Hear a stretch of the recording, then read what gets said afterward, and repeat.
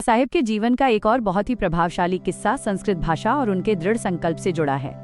जब वे स्कूल में पढ़ते थे तो उन्हें संस्कृत पढ़ने की बहुत इच्छा थी, लेकिन उस समय की सामाजिक व्यवस्था और छुआछूत के कारण उन्हें स्कूल में संस्कृत पढ़ने की अनुमति नहीं दी गई।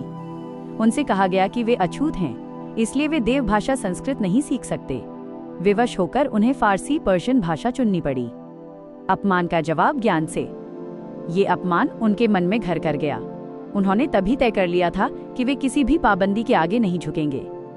जवाब। आगे चलकर जब वे विदेश से अपनी पढ़ाई पूरी कर लौटे तो उन्होंने स्वयं के प्रयासों से न केवल संस्कृत सीखी बल्कि उसमें इतनी महारत हासिल की कि वे प्राचीन ग्रंथों और वेदों का गहन अध्ययन करने में सक्षम हो गए। परिणाम, जिस भाषा को उन्हें छूने तक से मना किया गया था, उसी भाषा के कठिन ग्रंथों का प्रमाण देकर उन्होंने समाज की कुरीतियों को चुनौती दी। बैग वाली आदत। एक और छोटा सा लेकिन दिलचस्प वाकया है। बाबा साहेब जब भी बाहर जाते थे, उनके पास हमेशा एक बड़ा सा झोला या बैग होता था। लोग सोचते थे कि इसमें कोई बहुत जरूरी सरकारी कागज होंगे, लेकिन असल में उस बैग में हमेशा 2-3 नई किताबें होती थीं।